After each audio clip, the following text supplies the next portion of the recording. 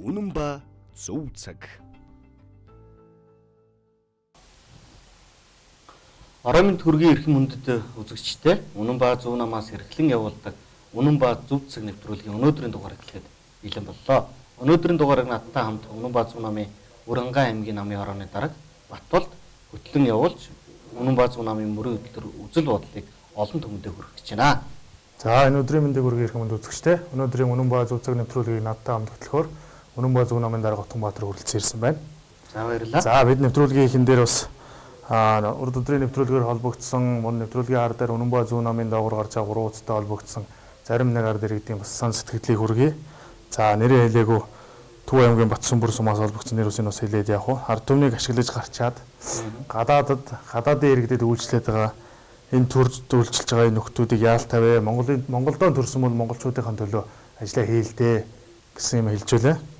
За Урангаа аймгийн Баруун Баялан сумаас Батбаатар гэж хүн холбогдсон. Тэгээд зөв үзэлтэй хүнд буруу үзэл тулгаа тэрийг бол хүлээн зөвшөөрдөггүй. Тийм учраас энэ Монгол Ардын нам ардсан нам хувьсгалт нам дотор тэдний бурууг хүлээж авахгүй зөв хүмүүс байгаа. Тэр хүмүүс та бүхэнтэй нэгдэж нийлэх ёстой юм аа гэсэн байгаа. За мөн Хинтээ аймгийн Жаргалтхан сумаас Төвшин Баяр гэж хүн холбогдсон. За өмнөх үеийнхэн бол одоо залуучуудын хийж байгаа юмыг хийгээгүй учраас одоо хийж байгаа залуучуудаа дарж хойш нь татах биш. Эргээд дэмжиж ирээдүйн төлөө эднэрийгээ ташуурдаж өгөөч л гэж. За ингээд. За баярлалаа. За өнөөдөр олон нийтийн сүлжээгээр явсан нэг мэдээлэл бол өнөөдрийн туршил бол одоо ноцтой нэгэн мэдээ удаад явлаа. За энэ Солонгос эзэн ажилуулдаг караоке. За энд бол Монгол охтуудын биеийг өндүүлж яана гэсэн асуудал яригдсан. Энд бичлэг нь байгаа. Би бичлэгийн эхний хэсгийг явуулъя. Яагаад гэвэл бид энэ телевиз бид өнөөдөр явуулмаар байгаа ч гэхлээр энэ телевиз маань бас өөрөө нөгөө тухайн хууль дүрмэнд нь бол захирагддаг учраас телевизийг бичлэгийг бүрэн бүтнээр нь явуулах боломж алга. Ямар ч энэ бичлэгийг бол та бүхэнтэй хэсгийн эхний хэсгээс нь би та бүхэнд харуулъя. Найруулагч дэлгэсэн дээр өгөх ба. За.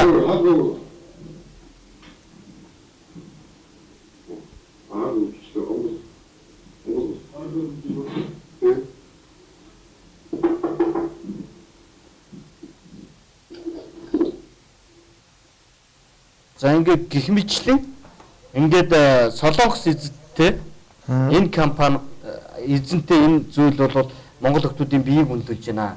За яг энэ залуучуудыг яваад очиход гадна талд нь бол одоо 10 гаруй солонгосчууд бол орох гээд хүлээгээ зогсож байсан гэдэг ийм мэдээлэл бол явсан. Тэгээд энэ үйл ажиллагааг хууль бус үйл ажиллагаа байна дасан зогсооё гэдэг цагдаагийн байгууллага дуутсан. Цагдаагийн эргүүл ирсэн гэж.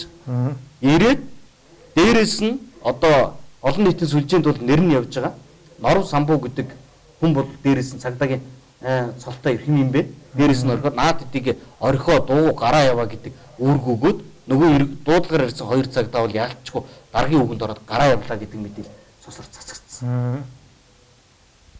Ерөөсөө ингээд өстой Монголын хуулинд бол заасан байгаа шүү дээ. Өстой хууль ус үйлдэлээ шүү дээ. Бие үнэлүүл ингээд ийм асуудал байна. Энийг шалгаач хууль ус үйл ажиллагаа явуулж байна гэдэг ингээд шаардлага тавиад тухайн одоо дүүргийг хариуцсан тэр одоо тухайн өдрийн тэр жижигэр одоо юуг ахалж байгаа тэр хүн ингээд зүгээр ажиллаа хийж өгсөн хоёр цагтаа юм бол ерөөсөө ажлыг хийх хувцаа дуудсан гэдэг. Тэгээ энэ бол зүгээр энэ үзэгдлийн цаана бол бие үнэлж байгаа асуудлыг бол бид бол өмөрөхгүй. Гэхдээ өнөөдөр яагаад бие үнэлэхэд төрвөө гэвэл нөгөө л ядуу байдал. Ард иргэд маань мөнгөгүй болсон, ажил байхгүй, амьдрал байхгүй болсон. Тэгээд авсан хідэн цалин амьдралд нь хүрдэггүй. Жинхэнэ ардсан намын өрөө байдаг. Хүн шиг амьдрах гэсэн энэ тэмүүллээсээ болоод ийм юмд Монгол охтууд өнөөдөр орооцолдож явж байгаа. Энэ бол бидний хаана алдсан буруу юм бэ гэхээр 28 жилийн ардсан нам ардын намыг сонгосон мөнгөөр саналаа өгж явсантай 100% холбоотой юм болж байгаа. Тэгээ энэ бүгдийн цаана эргээгээд нэг буруут нь өнөөдөр Монгол ирчүүд бид нар болж байгаа. Яагаад юм бэ гэж?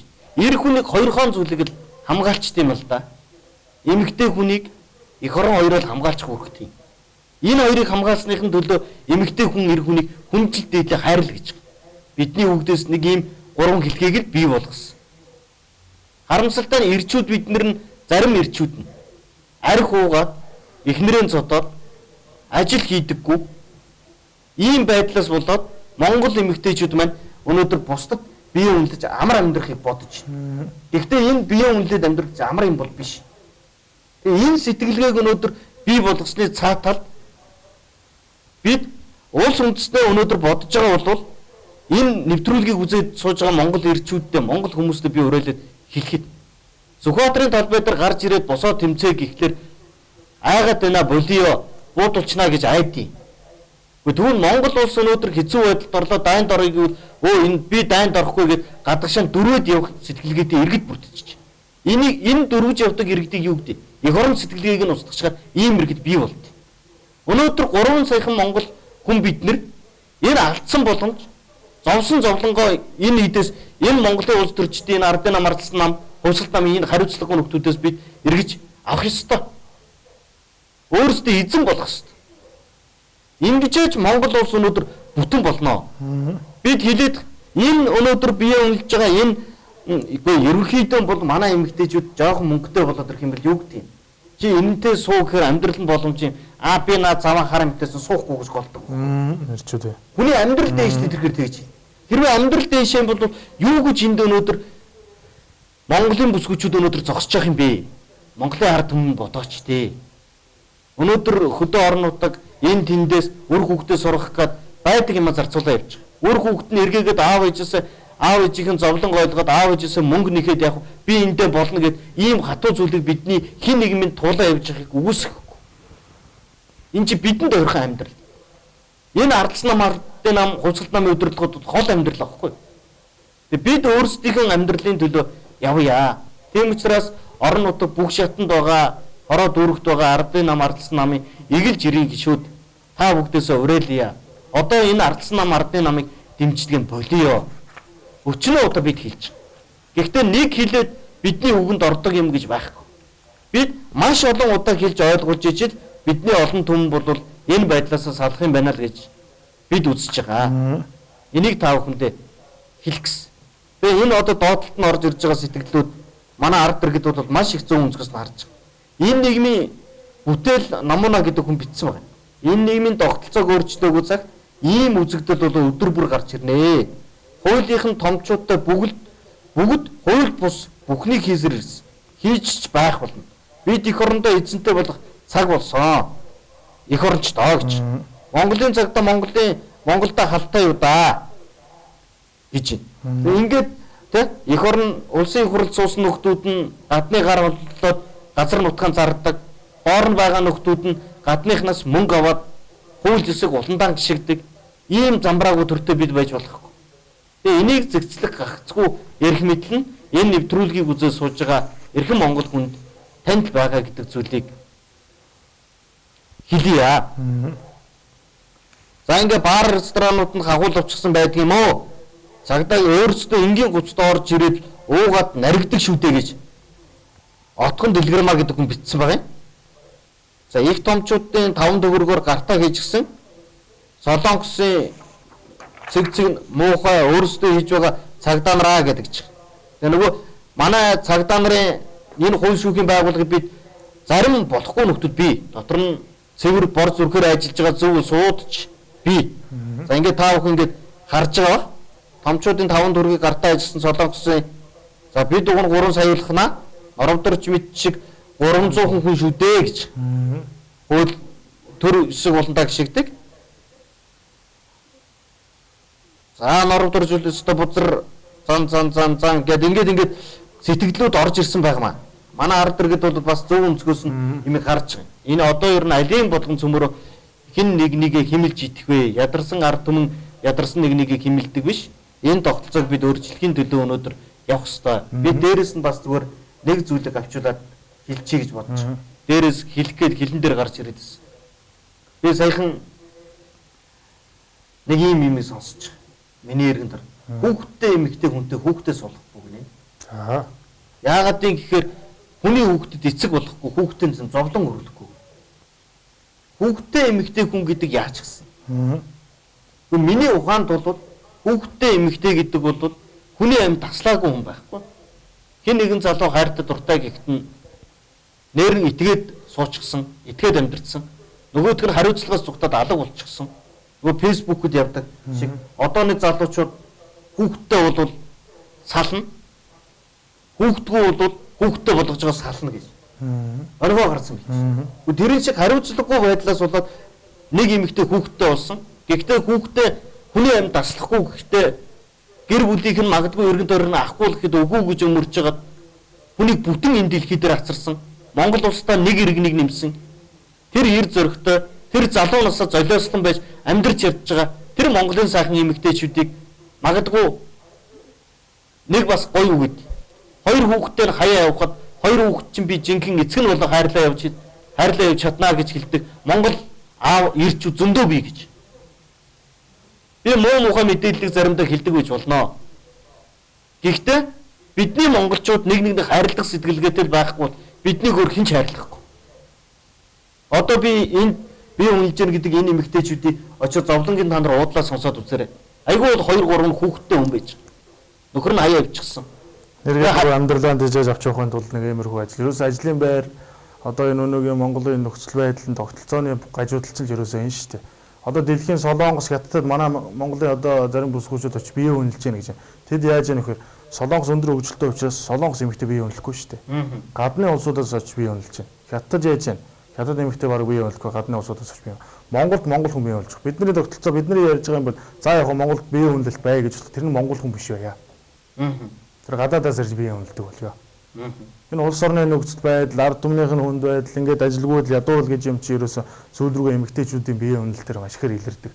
Саяхан одоо 2000-ад оны сүүлээр Грек улс бол дампуурлан зарлаад ингээд явж байхдаа үндэсний телевизээр манай олон нийтийн телевизээр гадаад мэдэн дээр ярьж байсан шүү дээ. Бие үнэлэлт нь ихсэн. Төрийн албанд байсан бүсгүүчүүд нь хүртэл бие үнэлж байна.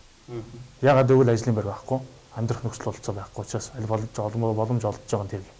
Тэрэн шиг ийм тогтолцоог л 28 жилийн хугацаанд бид сонгоод ирчлээ.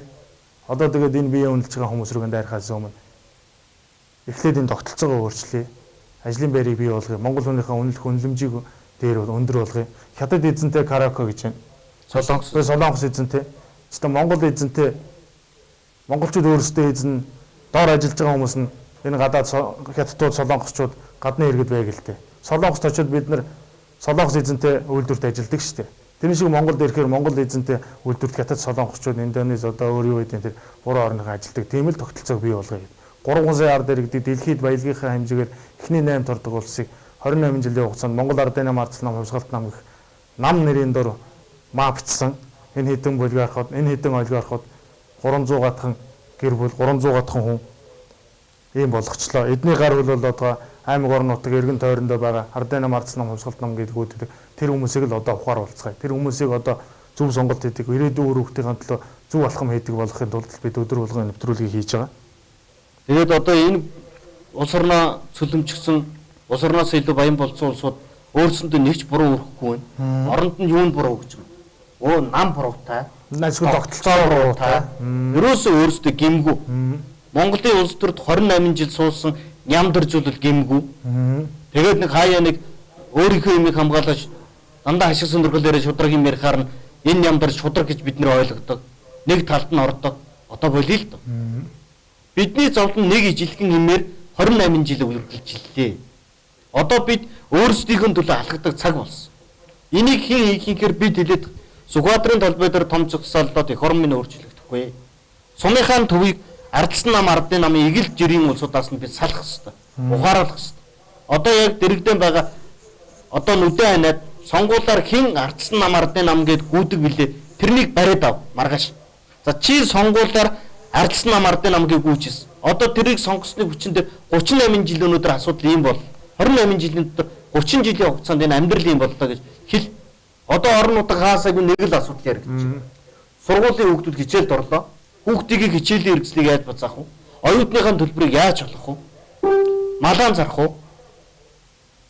Дэтгэврийн зээл авах уу? Цалингийн зээл авах уу? Малчны зээл авах уу? Зээлэн дээр ийм л асуудал болчих. Ерөөсөө. Гэтэл энэ дээр бол тоож байгаа юм алга биш.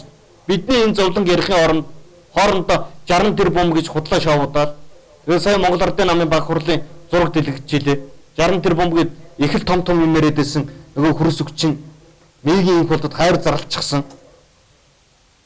Хайрын агуу түүх гээд зураг нь явж исэн. Тийм ээ? Хамтраа суудсан. Сайхан хоёр талдаа хуваагаад бүгдээрээ нийлээд суудсан.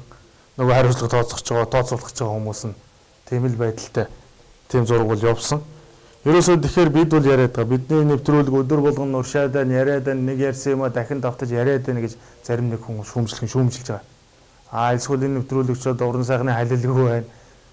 Харагдах байдал нь уран сайхны сэтгүүл мэрэгжлийн бус хүмүүс одоо сэтгүүлч биш хүмүүс нэвтрүүлэг хийж гэх мэт зарим нэг шүүмжил орж ирж байгаа. Бид ерөөсөө энэ үнэн бодит байдлыг өдөр болгон та нарт хэлж, ард түмэндээ хэлж, манай ард түмэн хэдэн жилийн дараа, 4 жилийн дараа, 2 жилийн дараа, жилийн дараа, хэдэн сарын дараа мартуулах аюул ажиллагааг эдгээр өдөр болгон энэ худалдаж авсан хэвлэл мэдээллийн байгууллагаараа үзүүлж харуулдаг учраас бид нар мартуулахгүй бол та бүхэн дахин яриад хэлээд санаагаа тайлбарлаа суугаад байгаа.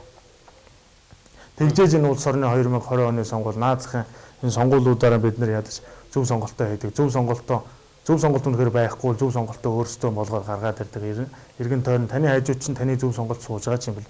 Эсвэл та өөрөө иргэн тойрныхоо хүмүүсийн зөв сонголт юм бэл. Тийм учраас энэ үнэн ба зөв намайг байгуулсан шалтгаан бол энэ байгаа. За одоо бид ингээд нэвтрүүлгээ олон сүлжээгээр хүрэх гэж олон түмэн хэлдэг. За одоо нэвтрүүлгээ бид өнөөдөр ингээд ТV10 телевизээр шууд ингээд хүргэж байгаа. За хажуугаар нь бид бол одоо маргааш нь Facebook орчинд бол лайвдаг. За ингээд лайвдангууд доод талд нь сэтгэлдлүүд бичнэ. Дэмжиж байгаа нь олон. Гэхдээ сөрөг сэтгэлдлүүд байна. За би одоо эхлээд нэг бичлэгийг бас та бүхэнтэй харуулчаад тэгээд энийг бас харуулъя гэж бодож байгаа. Ерөөсөө энэ нэвтрүүлэг, энэ бидний явуулж байгаа энэ намын үзэл бодол бол олон түмэнд гоё харагдахын тулд, уран сайхны эпикт оруулахын тулд ерөөсөө хийгээгүй. Одоо нөгөө Жинко Батулгын ерөнхийлөгчийг яг тэгээ энэ дээр Түр Отгон Батар дарга яриг тасалж. Яг энэ дээр өнөөдөр улс төр судлаач Лавсүн гэж нэрээр танилцуулсан хүн. Уцаар холбогдож хэллээ л дээ. Яг нэвтрүүлэг явж байгаа хугацаанд. За дараа нэвтрүүлэг бол одоо хандлтыг их авч явах шиг байна. Гол нь эргээд бүр илүүсээ хандлт авахын тулд уран сайхны нэвтрүүлэг тэр уран сайхны юм гэж алга байна. Та дээр бондгоо нөхөр бол бас заримдаа эвгүй одоо юм хэлчихэд ах юм гэдэг чинь. Одоо бодвол Сотгон Баатрыг хэлж явах шиг байна. Тэгэхээр энэ нэвтрүүлэг шууд явж байгаа. Одоо өдөр болгон ажлын 5 өдөр орой 20:30 минутаас 21:30 минутын хооронд үнэн ба зөв намын хоёр хүн энэ эфирт суугаад та бүхэндээ шууд харилцаад ярьдаг. Ямар ч уран сайхны хэтрүүлэг байхгүй. Ард түмний чихэнд гоё сонсогддог худлаа өгөөдийг хилдэггүй. Тийм нэвтрүүлэг байгаа. Тэгэхээр биднээс бол ерөөсөө тэр уран сайхны кино шиг юм бас хүсэж хэрэггүй. Биднээс юу хүсэх вэ гэхээр ерөөсөө бидний үнэн бол энэ байгаа учраас үнэн юмыг та бүхэн өөрсдөө тунгаан бодож бидний ярьж байгаа санал бодол дээр хэрэгцүүлэн болж иргэн тойрныхоо хүмүүсийг цуглуулад энэ үнэн ба зөв цаг нэвтрүүлгийг үзүүлээд харуулад тэгээд энэ 28 жилийн хугацаанд юу болсон бодит амьдрал дээр ч байгаа учраас тэрийг нухацтай сайхан ярилцаад эргээд төлөөлөх зөв хүмүүсээ энэ үнэн ба зөв намд хэрүүлээд авчираад 20 оны сонгуульд нэр дэвшүүл хичээл гэдэг. За ингээд нэг бичлэгийг би үзүүлээ. Энэ бол зөвхөн бичлэгийн нэр бол тус мэддгүй хүмүүс гэсэн нэг юм хөөрхөн анимашн байна. Анимашн явж илээ. За дэлгэсэн дээр найруулагч өгөөг нөө.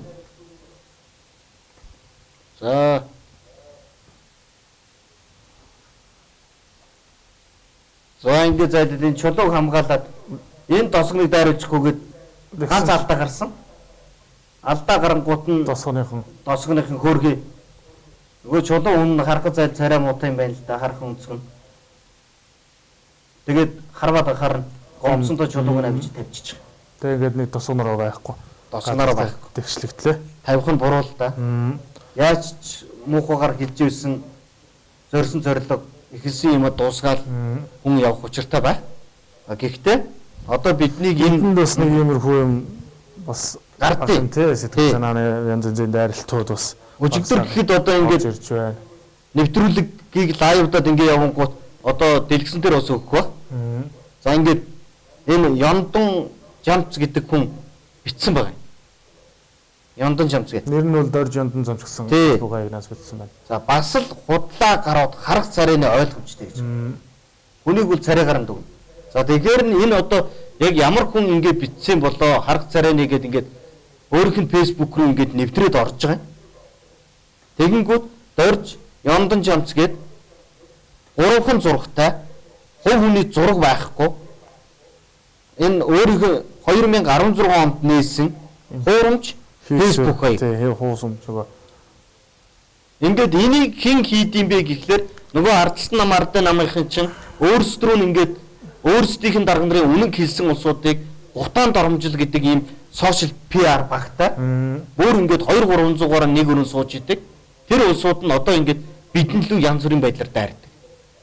Бид өнөөдөр зарим нь одоо бидэн лүү утастаад алан шүү ихнэр хүүхдэр чинь оролдсон шүү. Элдв имээр бол дарамттай. Гэхдээ энэ бүгдийг дэсээд зовлонгоо би өнөөдрийг хүртэл жил гаруй хугацаанд жилийн 9 сарын хугацаанд энэ нэвтрүүлгийг хийхдээ бидэнд хэцүү байна гэж гонгисуудаа нэгч байхгүй.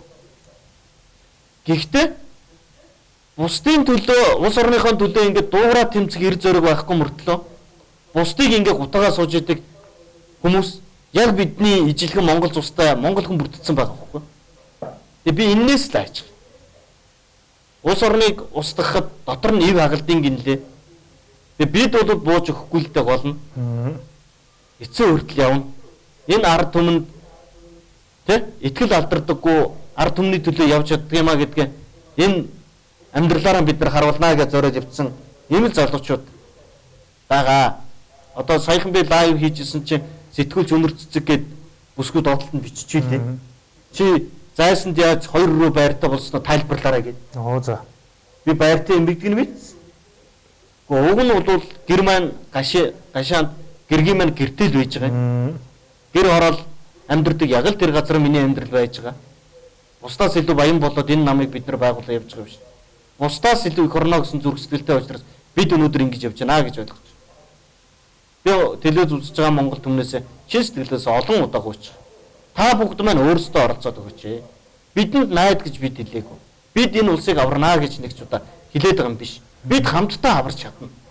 Бид өөрчилж чадна. Бид өнөөдөр их хүртэл намайг дэмж, би өөрчлөөд өгнө, би босгоод өгнө гэсэн ах нарыг өчрөөн дэмжсэн. Тэ? Бүгд гарч ирээ хөлөгдсөн. Хамгийн сүүлийн хөлөгдлийг нүдэрээ харсан юм бол 2016 оны сонгуульд Босоо Ганбаатар ах маань ахыгаа л дэмж улсын их хурлын гишүүн болгоод бол оюутлогын гэрээг өөрчлөн ард түмний төлөө явна гэд өөрлөг дуулаад байсан. Сонгуульд нь ажиллаад өгсөн, зүтгээд өгсөн. Гарсныхаа дараа уцаа авах байсан. Харин 4 жилийн дараа мөрөөд нь шал ондоо болчихсон. Ард түмний төлөө нэг зүйл хийгээгүй мөртлөө 4 жилийн дараа мөрөөд нь солигдчихсон. Би ерөнхийлөгч бол одоо ард түмний төлөө ажиллана гэж. Ерөнхийлөгч болчихвол одоо бас яах юм? Бид яг ийм хүний дүр зургийг мэдэн шүү дээ. Элбэг дөрж гээд хүний дүр зургийг олон жил Монголын ард түмэд дэмжсэн. Ерөнхийлөгчлөө Монголыг самарсан. Тэгээ энэ хүнийг худлаа юм байна гэдгийг ойлгосон. Тэгээ монголчууд яаж их орно аврах юм? Бид өөрөө та өөрөө оролцоо. Яг энэ нэвтрүүлгийг үзэж байгаа монгол хүн та өөрөө би оролцъё гэж хэл.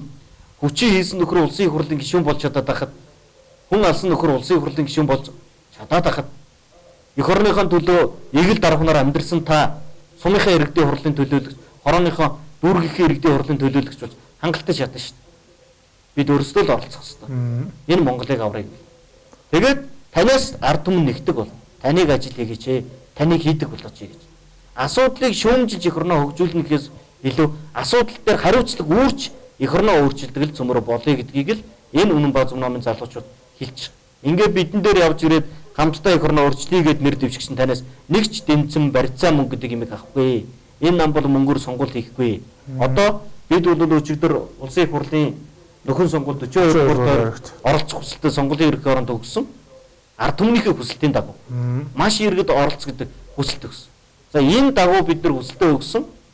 Одоо энэ сонгуульд бид мөнгөгээр яаж сонгуул хийдэг юм бэ гэдгийг олон түмэндээ харуулна. За энэ сонгуулийн сураг чимээ нөхөн сонгуул болох сураг чимээнээс эхлээл ерөөсөө хүмүүс холбогдож эхэлсэн. Холбогдож хэлэхдээ юу гэдэг вэ?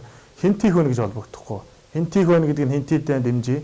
Хинтий аймгийн биш одоо өөр Хөвсгөл, Улаанбаатар хот, Аранга, Булган, Ховд аймагаас ингээд хүмүүс холбогдоод юу гэж нэхэр сайн дураар очиод та нарыг дэмжиж ажиллаад өгье гэдэг байхгүй. Одоо бүгдээрээ ерөөсөө эхний төлөөлөл энэ 42 дугаар тойрог дээр гарах ёстой. Тэгжээж энэ ард түмний сэтгэл зүй, ард түмний тэр тэмцэл гэж юм үр дүнгээ олж эхэлнэ.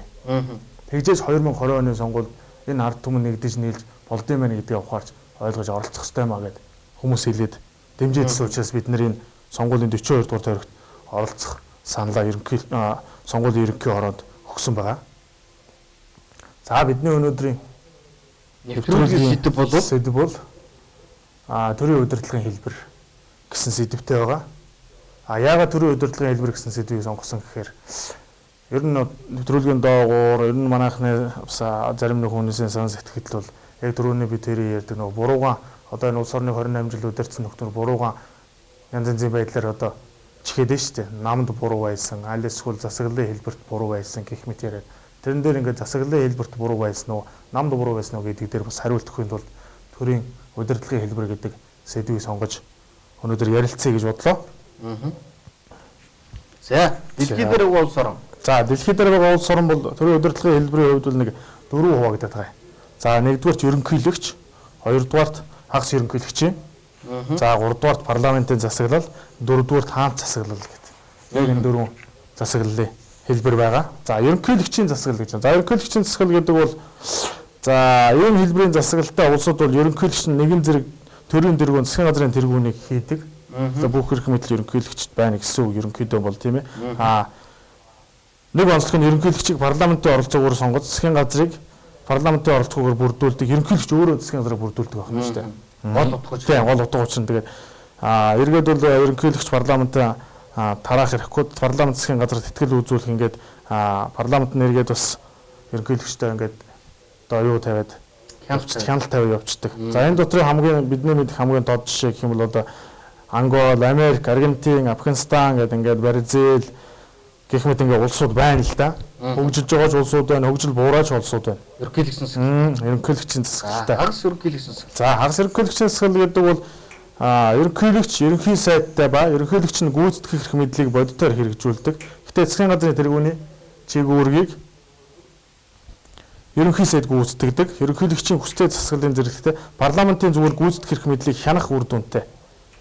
Одоо энгийн жишээ бол за энгийн жишээ ерөөсөө энэ Оросын холбооны улс. Хойдлын Оросын холбооны улс. За ингээд нэрлэх юм бол Азербайджан, Алжир, Армени ингээд агаас эхлэж явж байгаа. Тэгээ Сирия, Сенегал, Франц гээд өндөр хөгжилтэй орнууд байна. Азиас гэх юм бол Индонез, Узбекистан гэх мэт ингээд улсууд байгаа юм. За парламентын засаглал. За парламентын засаглал гэдэг бол манайхны хамгийн сайн мэддэг. Манай Монгол улс өөрөө парламентын засаглалтай. Төрийн эрхтэйд байгууллага нь парламент бөгөөд засгийн газрыг парламент бүртгүүлж огцруулна. Засгийн газар нь парламентын өмнө хариуцлага хүлээнэ. Засгийн газар парламент хоёр тусдаа байх ёстой. За Монголд бол нөгөө давхар дээл гэж юм яваад байгаа.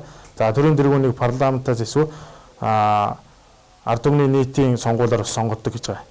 За энэ бол манайх бол төрийн тэргүүнийг бол ард түмний нийтийн сонгуулиар сонгодог улс орн. За манайхаас өөр одоо парламент засаглалтай маш олон улсууд байна. Австри, Бангладеш, Болгар. За ингээд явгууд Вьетнам, Герман, Грек, Ирланд, Итали гэдэг. За тэгээ нөгөө бидний яриад идэх хөгжлийн бишрээд идэх Сингапур улс ч гэсэн энэ дотор байгаа шүү дээ. За мөн урд хятад улс бол бас парламентын засаглалтай гэж явдаг. Гэхдээ нэг намын тогтолцоотой.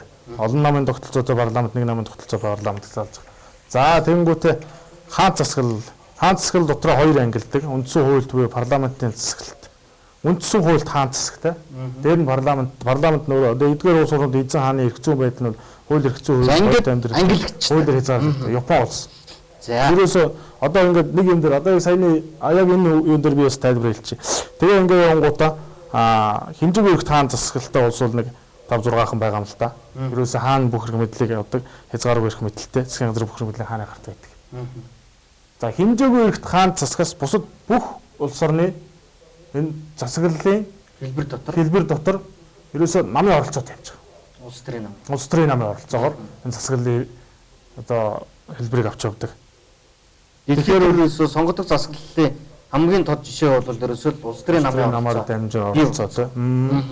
Гэтэл манайд бол нөгөө нөхдүүд буруу үйлдэл хийснийхээ өөрсөндөө өөрөхгүй тул нам гэдэг бол буруу байсан юм аа гэдэг ойлголтыг ард түмэнд өгөөд тэгээ манай ард түмэн болохоор нам хэрэггүй юм байна гэдэг ингээд тэгээ одоо яах юм мэдгүй дэлхий дээр байхгүй сонгодог зүйлийн тухай би ярилцж эхлээд байгаа.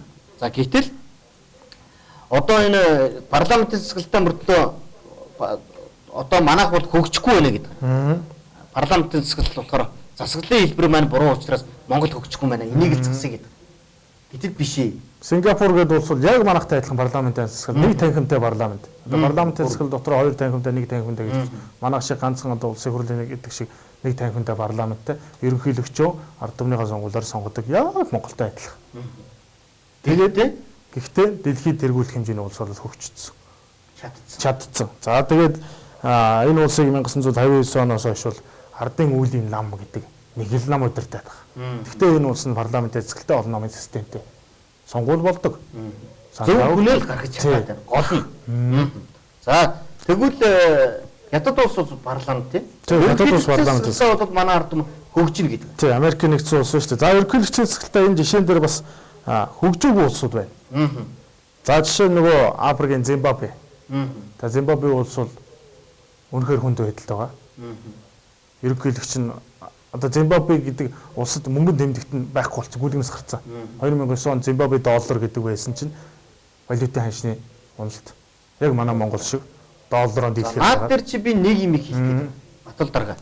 Юу юм бэ гэд ихлээр манайд бол нэг юм байгаа. Ерөөсөө манай улсын хэмжээнд бол энэ Зимбабве улс бол асар их байгалийн баялагтай. Тийм, яг манай баялагтай улс ихгүй. Тий. Тэгэнгүүт манайд бол энэ төрийн эрх мэдлэг 3 хувааж өгсөн.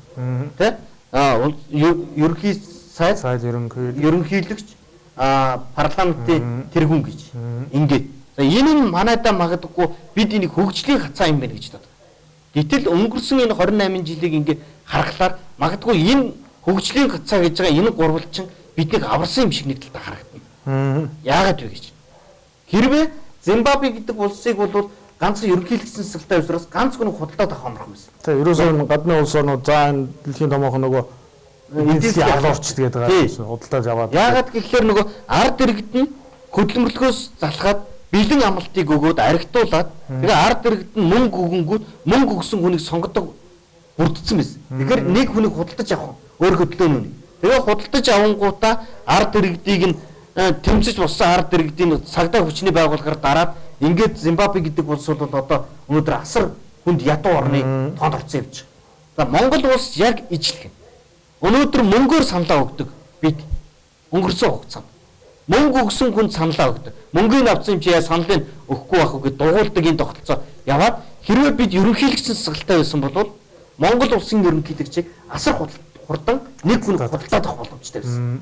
За хэрвээ бид худалдагдсан ерөнхийлөгчтэй болсон байсан бол 100% худалдагдсан ерөнхийлөгчтэй болсон бол ерөнхийлөгчийн засаглалтай байж өнөөдөр Монгол гэдэг бас асар хүнд төвчрөөр орчих байсан. Одоо Азийн Зимбабве болно гэсэн. Азийн Зимбабве. Тий. Африкийн Зимбабве гэдэг бол Африкт хамгийн ядуу улс болсон. Манай ард түмэн бас нэг ингээд нэг улсын их хурлын буруу сонголт хийсэн ч гэсэн ерөнхийлөгчөө зөв гаргаад ингээд нэг юм солиод ингээд нэг нэгнээр нь бариад. Тэгээ нөгөө нэг нэгнээ идэж уухын хоригдсон хэрүүлийг хараад энэ бол хөгжлийн хацаа юм аа гэж бид ойлгоод байсан. Гэтэл энэ гурвалсан систем энэ 92 онд баталсан энэ үндсэн хууль бол ерөөсөө жоохон алдаанууд бий. Гэхдээ зөв юм хийхэд гай болсон хууль ерөөсөө биш. Улс орноо хөгжүүлээ олныхон төлөө ажиллая гэхэд ерөөсөө гай. Тий, одоо манай Монголд бол худалдагдсан хүмүүс байж та парламент улсын хурл дотор. Бүр одоо зарим нь шалгагдаа явж штэ. Сайд байсан хүмүүс байна. Тэд нар бол гадаадд байшинтай болоод худалдагдсан штэ. Гэтэл бүгдийг нь худалдаад чадаагүй байна гэдэг бас эргээд энэ Томбатар дарга ярьж байгаа юм ээ. Зөв гэдгийг бас гаргаж ирж байна. Тэгээ Монголын ард түмэн ийм системтэй мөртлөө нэг хүнд эрх мэдлийг төвлөрүүлж өгчөөсөн түүх хүртэл байдаг. Одоо Монгол Ордын хувьсал намын дарга Намбарын 2 гэдэг хүнд бол 2000 оноос хойш 2008 оны хүртэл тасралтгүй өөрт нь эрх мэдлийг олгож өгсөн байдаг. Их хурлын даргаас гулаад 3 ерөнхийдөөс тий. Бүх алан тушаалыг өөртөө өгсөн. Харамсалтай нь энэ хүн тэр үед юу ч хийгээгүй. Бүр Говьсүмбэр аймагт намайг явж байхад хүмүүс их үеэс ардын намаас өөр юмыг дэмжиж ажилгүй болно гэд айдаг байсан байхгүй. Тэр үед байсан Ардсан нам гэдэг энэ мапыг арай гайгүй байхад нь Ардсан намын материал сонгуулийн материал өгнөхөд айгаад хаалгаа онгоолгоод авч чадахгүй би ажилгүй болно гэж хэлдэг байсан байхгүй. Бүр энэ дарангууллын системийг Монгол нэвч шингээж ирсэн. Тэгээд тэр үед авилын загламаас эцэг авилгачин урт шар дээлт гэдэг төрөл бүрээр олон түмэн дуудаад энэ хүнээс бүр залхсандаа арга ядахтай илбэгдэрч сонгосон. Тэгсэн. Энд чи аимшигтай хүн байхгүй. Бид мартчихад байна. Одоо тэгээд энэ хүнийг мундаг юм шиг гэдэг. Тэр хачир дээр 12-оос 16 оны сонгуулиар Намбарын энх хоёрын Монгол Ардын хувьсгалд хамт засаг барьсан шүү дээ. Хүүгээ Монгол банкны эдэд ерөнхийлөгч болгосон. Тэ. Тэгэнгүүт бид чи одоо энэ улс төрийн тогтолцоонд буруу байгаа юм байна гэж ярьдаг бид одоо болох хэрэгтэй. Нэг. Энэ нам гэдэг чинь буруу юм байна гэж ярьдаг бид болох хэрэгтэй. Тэгэж ярих юм бол 1921 онд Ардын нам гэдэг нэг нам Монголыг аварсан юм шиг. Бид сайн ярих юм бол. Сүүлд нь энэ нам дотор ялзрал явагдсан болсон. Тэгэхээр зөв нам гэдэг бол улс орныг өөрчилдөг баг. Тийм учраас энэ үнэн ба зөв нам бид хэлээд байгаа шүү дээ. Жинхэнэ нам сайн чигийг зөв заана гэдэг. Жинхэнэ улс төрийн намыг өнөөдөр бид бий болгоод бэхжүүлье гэдэг энэ өнөөдөр мэдлэгтэй улс төрлөө бид явах хэрэгтэй. Тэгэхгүй энэ болохгүй байна. Тийм учраас энэ дэрчгээр нь буруу байна гэж бид шүүдэг энэ тогтолцоогоо болох нэг өсөндөө ангил байгаад байгаа. Тэгээд одоо энэ дэлхийд дээр байгаа улс орны бас ерөнхийлөгчсөн засаглалтаа улс орноос бас нэлээд өндөр хөгжилтэй явж байгаа парламент гээд манай Батуулд ярих ба. За тэгээд одоо Африк гэдээ ярихаар эргээд манай Монголтой адилхан нөгөө одоо баялагтай улс орнуудад гадны одоо тэр шунан дурлагчид эдийн засгийн халуурчид ингээд хөл гараа хийгээд парламентын засаглалтаа бол парламентын одоо манай Монгол шиг ингэж бүлээн төлөөд ингээд зарим нэг үнийг худалдаж аваад ингээд дотор нь ямар нэгэн байдлаар үйл ажиллагаа явуулаад эхэлдэг юм байна л да. За энэ дээр Африкийн бидний мэдих Нигер гэж хоёр улс. Энэ хоёр улс бол хоёулаа байгалийн баялагтай байл баялагтай. Эргээд энэ хоёрын жишээн дээр би юу ярих гэдэг вэ? Нэг нь маш өндөр хөгжилтэй болсон. Одоо бүр дараагийн дэлхийд тэргүүлэх хэмжээний улс орны одоо 11 улсын тоонд хүртэл 2000 оны сүүлээр бол энэ Нигер гэдэг улс нь орж ирсэн. Тий, Нигери гэдэг нь бол орж исэн. Нигер нь бол эсрэгээрээ Африкийн хамгийн том газар нутагтай. За яг 80% нь одоо тухайн нэг сахарын цөлмөл ингээд цөлжилттэй байдаг. Бус өнөөдөр амьдарч хагаад 1960 онд Их Британи гэдэг улсаас тусгаар тогтнолоо зарлаад ингээд 1980 онд Зимбабве гэдэг нэрээ 1980 онд л Нигер гэдэг ингээд улсаа онцлээд ингээд явахдаа энэ хугацаанд бол Нигер улс 5 үндсэн хууль солисон. 3 цэргийн засаглал солигдсон.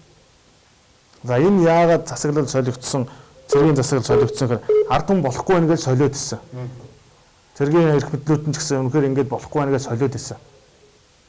За тэгээд 99 онд бол ерөөсө олон намын системтэй ардсан систем бий болж аж эргээд энэ Нигер гэдэг улсын өнөөгийн одоо сая дэлхийн аваргаар хүртэл Нигер оролцсон шүү дээ. Ингээд энэ боломж олцоод гайгүй болж. Эсвэл парламентын засаглал гэж юм буруу хөгжүүлэхгүй нэг жишээ бол энэ вэ шүү дээ. Тийм байна. Тий. Одоо тэр зэргийн засаглалын үед бол нэг хүн өдөрдөө эхлэнгүүт нөгөө гаднаас орж ирэл нөгөөх нь худалдаад авчдаг эргээд байхгүй болчдөг. Тийм учраас нь олон хүнийг сонгож эхэлсэн. За Нигер улс бол 148 сая хүн амтай дэлхийд хүн амын хонтоор 8 турдаг. Африкийн хамгийн том хөгжилтэй улс. Энэ улсын засаглал нь мөн л парламент засаглал. Тэгэхээр ерөөсөө энэ олон хүнийг сонгоно, нэг хүнийг сонгоно гэдэгтэй биш. Нэг хүнийг гадныхаа худалдаад авах бол маш хурдан хугацаанд худалдаад авна. Тэгэхээр түрүүний Отгонбаатар дарга хэлдэг зөв хүнээ сонгох хэрэгтэй. Бидний яриад байгаа үнэн ба зөв нам ч гэсэн энийг өдөр болгон хэлж байгаа. Тэгээд дэлхийд дээр байгаа зүгээр улс орнуудын ингээд түүхийг бид ингээд харахлаар тусгаар тогтнол нь ямар тохиолдолд улс орны аюулгүй байдал дотроо тусгаар тогтнолоо яаж алжсан гэхээр сонгуулийг нэг намыг дахин шүтэх тогтолцоог оруулад тэгээд ард иргэдэд мөнгөөр санал өгдөг болгосон тохиолдолд гадны гар хөл төр улсынхын толгойд гарах хамгийн амархан систем бүрддэг байсан юм байна. Бүрддэг юм байна. Одоо ч явж байгаа. Тэгэхээр манай улсыг энэ лүү оруулсан байна. Ерөөсөн мөнгө өгөөд 50 мянган төгрөг өгөөд саналыг худалдаад ав. Бүр 90 оноос эхлээд анх барааны савнгаар ард түмнийг хуурч ирсэн юм а гэж хүн хэлж ирсэн. Тэгээд дараа нь архиар хурдаг болсон. Урьлаар хурдаг болсон. Тэгээд одоо мөнгөөр хурдаг болж байгаа. Тэгээд энэ мөнгө бол эднэрт ерөөсө сонирн биш болчихсон. Бидний хуурах зориулсан. Тэгээд нөгөө нам дотор нь бас нөгөө дээр намын удирдлагын мөнгөөр зодож аваад одоо жишээ нь ардсан намаас намын дарга болъё гэвэл яах вэ гэсэн чинь 1 тэрбум төгрөгийн барьцаад эн чинь мөнгө гаргаж чадсан хүн ардсан намын ерөнхийлөгч. Тэгээ дарга нэр дэвшиж сонгуул нэр дэвшиж. Намын дарга сонгуул. Энд чинь аим шиг үсттэй. Бид боддоо 1 тэрбум төгрөгийг гаргаж байгаад ардсан намын дарга турсалж шин. Ардын намдаас улсын их хурлд нэр дэвших гээд 1 тэрбум төгрөгийг шаардаж шин. Тэгээ ингэхээр жирийн Монголд их орноо өөрчлөе гэсэн та бид энд оролцохгүй байхгүй. Авилга авсан, уул уурхай зарсан, гадныхантай нийлж хувилдсан, асар богино хугацаанд гарын үсгээр байцсан нөхдүүд энэ намын толгой дээр гарах нөхцөл ингээ бүрдээд одоо гарцсан байж байгаа. За энэ улсууд одоо биднийг ахиж мөнгөөр хуураад улс орныг минь үгүй хийх гээд байна гэдгийг л бид энэ нэвтрүүлгээр олон түмэндээ хэлээд байгаа.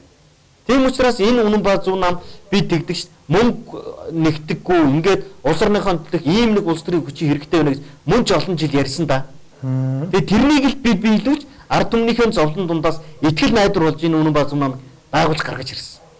Гэтэл яг бидний ийм ингээ гаргаад ирэнгүүт за энэ залуучууд зөв явах гэдэг нь Тэгэхээр энэ эддээ ижлэхэн намуудыг гаргаж ирээд нөгөөдгөө мөнгөөр санхүүжүүлж байгаа эднийг ингэж самруулах ажил зохион байгуулалтыг гэдэг юмыг эднэр чинь бас ингэж зохион байгуулалт эхэлж байна одоо.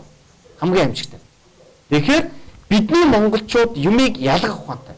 Ерөөсөө энэ үнэн ба зөв нам хол явах уу гэж бодохоос илүү бид энэ хоёр намаар удирдуулаад энэ гурван намаар удирдуулаад өнөөдрийг хүртэл хол явбуу, бидний амьдрал өөрчлөгдвөө, үр хүүхэд минь ажилтай байна уу, амьдралтай байна уу? Өнөөдөр эмнэлэгт үзүүлээ, очиргүй байна уу? Эрүүл мэнд боловсрал ямар байгаа вэ? Бид энийг ингээд эргцүүлж бодоод хинж бодсон ямар ч эрүүл ухаантай хүн энэ дарга нарыг одоо дэмжиж явах ямар ч тийм сэтгэл зүрх бидний дотор үлдээгүй байхгүй. Тэгээ энийг л бид хэлээд байгаа. Ерөөсөө үнэн ба зөв нам бол ард түмнийхээ тэгээ санал нэгдсэн. Энэ хоёр нам, гурван нам ард түмэн дүнгийн тавьсан. Энэ дүндээ санал нэгдсэний үндсэн дээр энэ жинхэнэ намыг бид байгуулад олон түмний оролцооч л гэж. Таач оролцох боломжтой.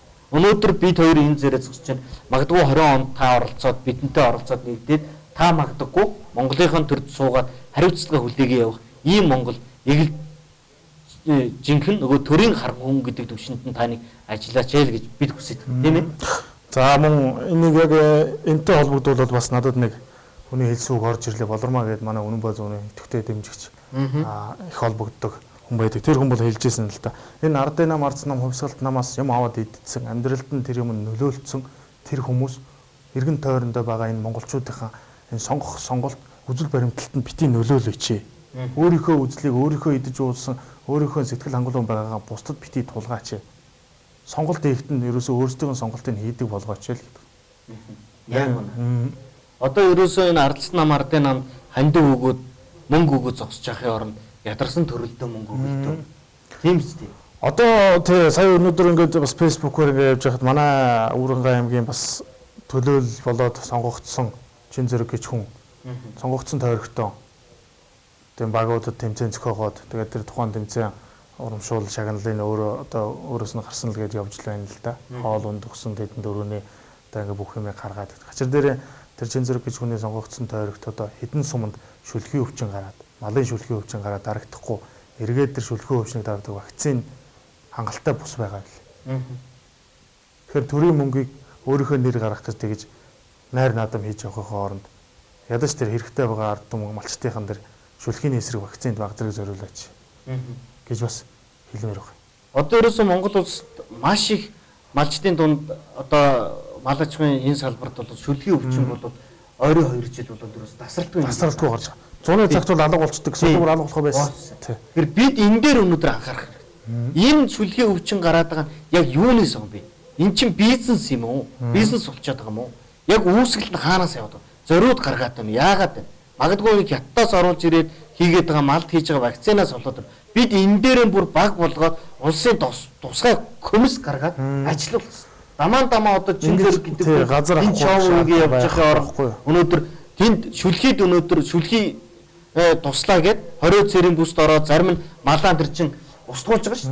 Энэ ард иргэдтэй очиод нэг ард нь эргээд хүний амьдрал явна. Тэр хүнд яа туслах вэ гэдэг бодит юм руугаа бид өнөөдөр ормоор байна. Энд чинь найр наадам гэдэг юм чи хэрэгс хитэрлээ. Гэхдээ найр наадам хийгээд ард түмний амьдрал сайхан болдог бол болохоор л нэг юм боллоо шүү дээ. Одоо болиё л доо. Хүний амьдралд буусан имийг энэ чин зэрэг гэдэг хүн хийх хэрэгтэй. Тэгээ одоо зарцуулж байгаа мөнгө нь бол өөрөөс нь ч гараагүй. Улсын төсөв суулгацсан. Тойрогтой ажиллана гэд зардал тусцсан. Тэгээ ингээд улсын төсвийн мөнгөөр хийж байгаа ажлаа өөрөө хийж байгаа юм шиг тайлбарладаг. Гэхдээ улсын төсвийн мөнгө хэрэггүй юм дөгдөг. Улсын төсвийн мөнгө эргээд яаж бүрддэг гэхээр таны өнөөдөр гаргасан татвар, таны өнөөдөр дэлгүүрээс авсан нэг ширхэг ундаа дэлгүүрээс авсан 25 ил гурилны чин тэн чи татвар шингээ таны граманаас хулгайлагдаад улсын төсөвд орж байгаа. Улсын төсөв гэж байдаггүй гэж байна. Ард түмний төлсөн татвар гэж байдаг юм а гэж. Тэгээ ийм учир логиктой юм өнөөдөр энд ингээд явж байна. Тийм учраас Өвөрхангай аймгийнхан зон олонд бас хэлэхэд нөгөө монголчууд хэлдэг дуулуул дуунаг докторхууд хүчнийг гэж нэг нь нийтийн төлөө нэг нь нийтийн төлөө гэж. Өнөөдөр энэ Өвөрхангай аймгийн Баяндөр сумын хувьд бол одоо яг сумын төв дээр бол шүлхийн өвчин гарцсан. 28 оногийн 20 цэрийн бүс тогтооцсон. Тэнд өнөөдөр явагдаж байна. Бид юмд нэг жаахан учиртай л баймар байгаа юм л да. Тэгээ энийг бид учиртай болгохын тулд өглөөд яриад ингээд дилдэг юм байна Монголын төв ард түмний. Тэгэхээр бид яах юм гэхээр нэгдээд ерөөсө 20 онд л бид сонгуулийн дагуу, хуулийн дагуу хувьсгал хийчихээ л гэж. Зөв төлөөллөө гаргаад ирээч. Өнөөдөр Утганбаатар бид хоёрын энэ өрөөнд сууж байгаа бид хоёр энэ өрөөнөөс төлөөлөл болж байгаа энэ өрөөнөөс л сонгодог баймир биш үү? Тийм шүү дээ. Тэгтэл хажуугийн өрөөний хин нэгэн биднээс өөр өрөөний биднээс өөр агаар амьсгалж байгаа хин нэг эренгүүтэн дэмжиж явуулдаг. Таны хажууд сууж байгаа хүн чинь таны төлөөлөл байх хэрэгтэй байхгүй юу? Та өөрөө эргэн тойрондоо тэргээр орондоо эргэн тойрондоо байгаа хүмүүсийн төлөөлөл байх хэрэгтэй. Гэтэл Улаанбаатар хотоос ч юм айл гадаад сургууль төгссөн гэдэг гаднаас ирсэн нөхрийг төлөөлөл болгоод тавьчихдаг. Нөгөөх нь ашиг сонирхол бодож сэтгэж байгаа юм. Нөгөө ардын намарцал намынханда хувьсгалт намынханда ач санах эргээд намаас нэр төвшүүлсэн учраас биднэрт ач өрөх хэрэгтэй гэдэг бид нартай үйлчилдэг ийм төлөөлөл бий болчиход шүү дээ. Өчигдөр бид улсын их хурлын 42 дугаар тойрогт сонгуулийн ерөнхий оронд материалаа өгж байхад бол сонгуулийн ерөнхий орны дарга Содом Цэрэн гэдэг хүн бол харагдахгүй байсан. Байхгүйс. Би бүр гадаадд явсан бэр гэж бодсон. Гэтэл өнөөдөр Монгол Ардын намынхан материалаа өгөхлөөр Содом Цэрэн сууж байгаа. Хүлээж аваад сууж байгаа. Тий. Нөгөө дийгш байдал гэдэг юм улан дан гიშгтэл алга болчих. Гэхдээ энэ бүгдийг хараад бид өнөөдөр гонгинод бууж өгдөг юм бол байхгүй. Бид хэлээд байгаа шүү дээ. Өнөөдөр олон түмэндээ урайлаад байгаа бас. Утганбаатар гээд энд сууж байгаа залуу нэг өдөр магадгүй бусдын хатгаас нь байхгүй боллоо. Бурхны оронд одлоо гэхэд дараагийн Утганбаатар гарч ирдэг Монголын ард түмэн ингэж нэгдэж чаддаг л болох ёстой. Энэ Монголыг аврах гарц. Тэгэхгүй байхгүй боллоо гэдэг тэгэнгүүт нь одоо оршуулган дээр нь очиод сайн хүн байсан юм аа гэдээ уйлаад зогсоод Монголын ард түмэн үргэлжилгээ мартаж болохгүй. Тэр хүний үйл одоо яваар үйлэргэн зогсдог тийм нөхцөл болцоо бол байж болохгүй маа. Бидний өнөөдөр энэ ард түмний сайхан болгох энэ ажил маань өнөөдөр энэ үнэн бааз намын мөрөн хөтөлбөр бүх зүйл тусаад биелээ болоод суудсан байж байгаа.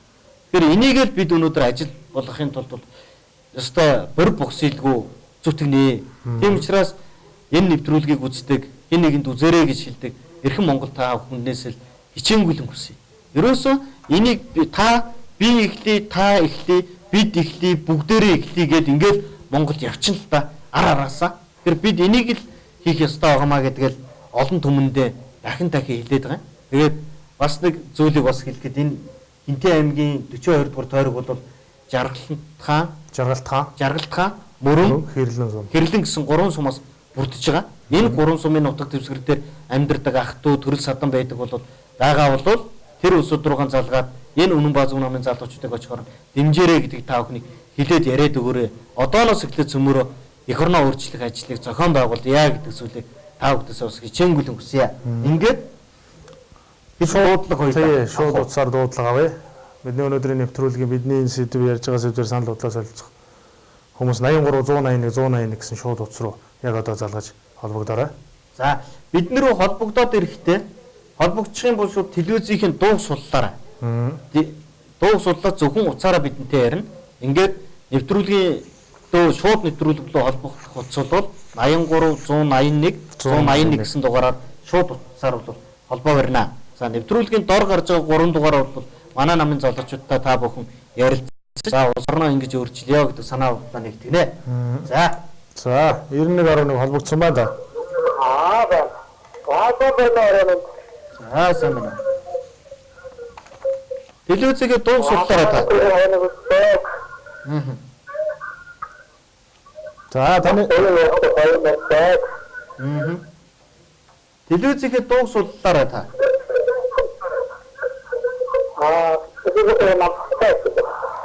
За хаанаас холбогдож байна? За баярлалаа. Нэг дээрээ. Амраа өөрөөр хэлбэл хамгийн гол нь одоо нэг олон зүйлийг авах болдог байна. Тэгээд өөрөөр одоо самтахгүй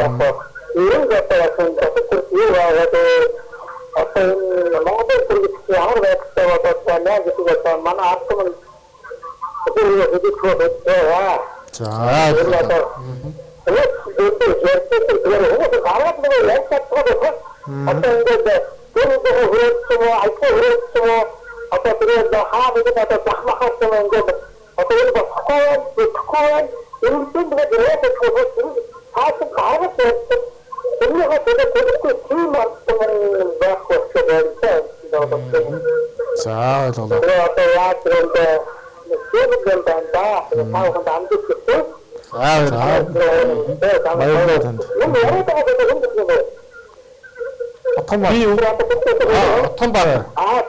Үнэн баа зүүн намын дөрөв отхон баатар гэж залуу. За баярлалаа тань. За нэг дагуулж намын утсаар холбогдорой та. За. Тэгээд нэг сайхан юм нь гэвэл бас тий үнэн баа зөв нам гэдгийг мэддэг. Гэхдээ намын дарга нь намайг гэдгийг одоо тэр болгон мэдэхгүй хүртэл гарч ирж байгаа тий. Энэ бол бид энэ намынхаа үзэл бодлыг олон түмэнд өөрсдөө сурчлагаас илүү намаа сурчилж ойлгуулж чадж байгаа маа гэдгийг нэг илэрхийлэл. Тэгээд зарим тохиолдолд бас шантрахаас хэс илүү одоо сэтгэлээр унах тохиолдол зөндөө байдаг. Гэхдээ тэр бүхэнд бол нэвтрүүлэг рүү ингэж холбогдож биднийг дэмжиж байгаа шүү, ардчин байгаа шүү гэж хэлдэг. Итгэл өгдөг, урам өгдөг, бидэн лөө байнга залгадаг. Энэ олон түмнийхээ хүчээр бол үргэлж босч ирдэг юм а гэдэг зүйлийг.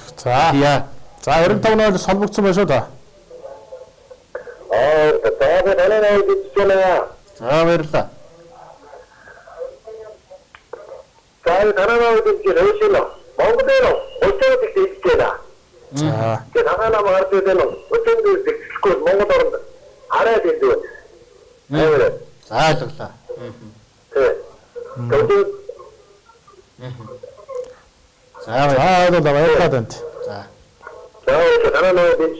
За баярлалаа. Бүгд найрамдах хятад ард улсын иргэдийн энэ байдал бол бас хэтэрлээ гэдэг зүйлийг иргэд маань хэлж байгаа. Бид бол бас хэлж байгаа. Хятад улстай бид өнөөдөр тэмцэе гэвэл бид бол арх ухаан болох хэрэгтэй байна. Бүгдээрээ ажил хийдэг, амьдралын төлөө явдаг, улс төрийн оролцоотой болдог. Ингэжээж бид хөдөлмөрөөр тэмцэх хэрэгтэй. Энд ядаж өглөө цөмөрөө зуны цагт одоо өөрийн 5 цагт нар гीчээд гэгээ орчод байхад бид ядаж 6 цагт босоод зуны цагт ажилдаг хөдөлмөрлөдөг болох хэрэгтэй байна.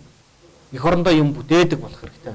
Тийм учраас энэ намын мөрийн хөтөлбөр бүх зүйл бол Монгол хүнээ ажилдаг, ажилдаа болгодог, амьдралдаа болгодог. Энэ чиглэл рүү чиглэсэн.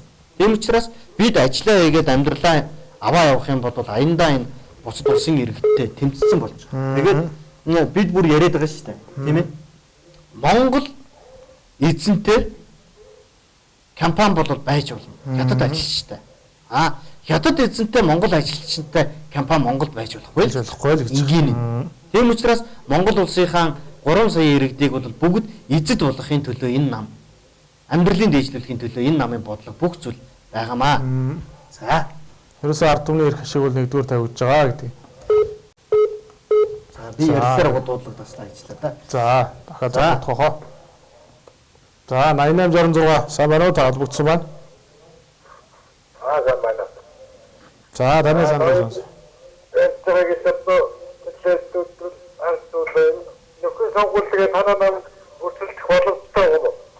Боломжтой материалаа өгсөн байгаа.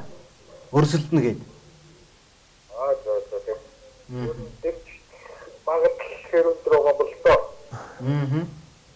Энэ олон түмэн маань шийдэх ах. Ард түмэн шийдэж шүү дээ. Ард түмний.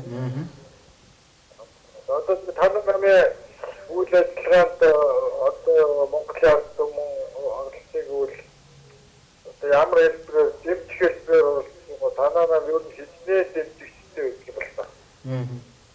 Өнөөдөр та нэвтрүүлэг анх удаа үзэж байна уу? Ер нь өнөөдөр гуравдахаа үзэж. Ойлголоо. За таны асуултанд хариулъя. За дэлхийн зөвлөж байгаа. За үнэн бол нэг гишүүнчлэлийн тухай асууж байна. Бид бол одоогоор 3,000 гишүүнчлэлтэй. Гэхдээ гишүүнчлэл авахыг бол зогсооцсон байгаа. Одоо бол бид бол намын баталгыг бол аль нэг шатны сонгуульд өрсөлдөх хүнд өгнө. Энэ нийтдээ 14,000 хүнд л үнэн баа зүүн намын баталгыг бид өгнө. Тийм учраас энэ нам бол хатуу гишүүнчлэлийн эсрэг байгаа. Намчиргалын эсрэг явж байгаа. Бид бол төрийн бодлогыг ард түмэндээ хүргэдэг зөв системийг бий болгохын тулд манай намын бодлого мөрийн хэлбэр оршиж байгаа. Ард түмнээсээ хэрхэн дэмжлэг авах юм бол доо гэж та асууж байна. Энийг бол бид бол таашгүй. Ямар ч нэгэн бид бол эх орныхон төлөө бидний залуучууд өөрсдөө шалтгааллах бүх зүйлээ хийж байгаа. Тэгээд хэрэгхийг цаг хугацаа харуулах байхаа. Сая бас асуусан л да. Танаа намайг дэмжиж гэвэл яах вэ? Яаж дэмжих вэ гэж байна. Манай намайг дэмжиж гэх юм бол таныг бид оролцол гэж байгаа. Эргэн тойрныхоо одоо бид хэлээд байгаа ингээ маш ингээ. Одоо та ингээд нүдэ анж байгаа тийм үү нүдэ нээж байгаа ч болтгоо яг сонгуудаар болонгууд 16 оны сонгууд тань дээр хэн ирээд ардсан нам ардын намын сонгоо манай хүн өстой мундаг хүнээ гэж чихэнчээ хонх хуйж хагаад таныг хөлөгтүүлээд энэ улсуудад саналж өгүүлчлээ. За тэр хүмүүсийг одоо өөрчил. Та нар 20 30 жил энэ улсуудыг дэмжихсэн би дэмцээ. Одоо улс орон минь хэцүүдлээ. Одоо чи харин болоо. Одоо би энэ үнэн бааз үн намтай нэгдэж байгаа. Тийм учраас 20 он чи одоо надтай нэгдээд энэ улс орноо ингэж өөрчлөе шүү гэж дэрэгдэн байгаа хүнийг өөрчилж эхэлнэ. Ингээд бидтэй. Хоёулаа төлөөллөө хэнийг бий болгож гаргаж өгөх гэж бас ярилцаад тэрийгээ сонгоод байгаа хэрэг. Чи өөрөө үзэх үү, би үзэх үү? Чиний хүүхэд үзэх үү, миний хүүхэд үзэх үү? Тэнд байгаа Баттар чив дээр төлөөлөл болж чадна гэх юм бол тэр хүн дээр очиод та бидний төлөөлөл болж чадах учраас энэ үнэн бааз үн нам дээр очиод сонгуульд нэм твшээтгэе манай баг. Манай дээрээс нь одоо яг нэвтрүүлэг үзэж байгаа олон түмэн маань эх орноо гэж боддог. Та нэг бид нар ярьдаг шүү дээ. Энэ хүн гайгүй эх оронч гэж боддог. Тэр хүнийхээ утасны дугаар энтрийг мэддэг бол яг одоо авч залгаад сайн байна уу та нарын энэ үнэн бааз намтай нэг дээрээ нийлэрээ гэд хэлээрээ гэдгийг бас та бүхэдээс уриалъя. Зарим хүмүүс бас хэлээд байгаа л да. 16 оны сонгуул нэр төвчсөн зарим нэг зөв хүмүүстэй нэгдүүлээч чи нэгдмээр. За 86 56 холбогдсон байна шүү да. Байна уу сайн байна уу та? За нэвтрүүлэгтэй холбогдсон байна. Таны саналыг сонсъё. За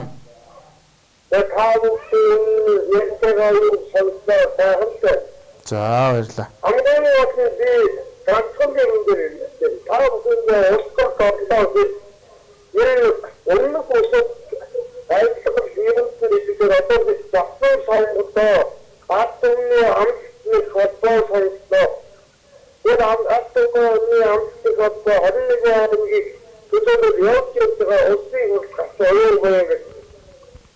Бүгд тэгж яваад байхгүй айлтгуулж байхгүй. Ойлголоо. Тэр хүн шиг болчихгүй гэж. За. Тэр автомобиль ихэд удаагаа бүгд гавтаа гэж ерөөсөө чи байхгүй болчихсон. За ойлголоо. За таны асуултанд хариулъя. За энэ улсууд бол таны хэлж байгаа нэр дурж байгаа улсууд бол намайг гаргаад өгөө би өөрчилнө л гэж ярьж байсан. За энэ намын хувьд бол бидний гаргаад өгөө бид өөрчилнө гэж юус яриаггүй. Таныг өөрөө чинь оролцооч гэж. 21,330 суманд бүх төвшөнд оролцооч.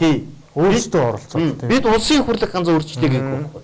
Таны одоо байгаа Завхан аймгийн их уул сумыг Ардсан нам ардын намаас их уул Досон цэнгээс сумыг Ардсан нам ардын намаас нь салгая.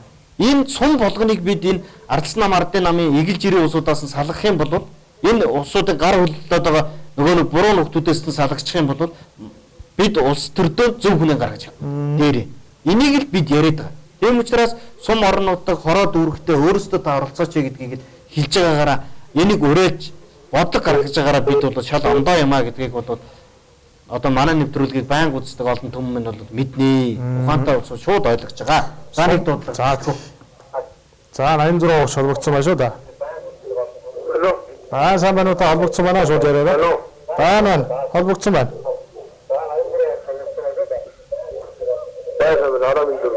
За баярлалаа. За таны саналыг сонсъё. Телевизийн дууг судлаарай. За. Уцаараа бид хоёрын дууг сонсоод телевизийн дууг сонсож. За баярлалаа.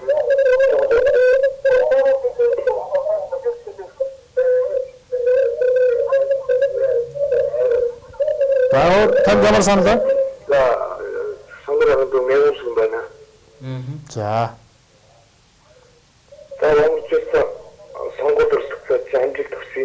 За баярлалаа. Энэ дөрөвдөө яг зүгээр миний хувь бодож бодоход бол үнэн ба зөв нам ялхаас илүүтэйгээр ард түмэн ялах талд орж ийн гэж би бодож хэрэг ялах юм бол. За. Тийм болохоор одоо ямар ч үсэн эцэг өргөд дэмжин тэгээд ер нь гарчих байх гэж би өөрөө бодож байгаа. Тэгээд гарсан хойно ард түмэдэг ойрхон тэгээ ард түмнээс сонсдог тэмдэг байгаасаа гэж хүсэж байна. За баярлалаа. За баярлалаа. За. За баярлалаа.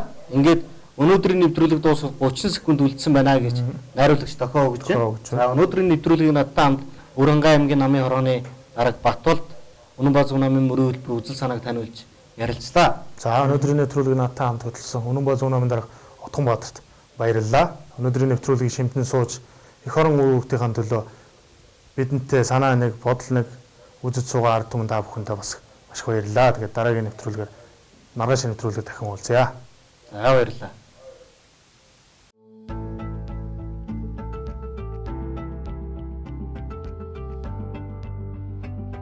Үнэн ба зөв цаг.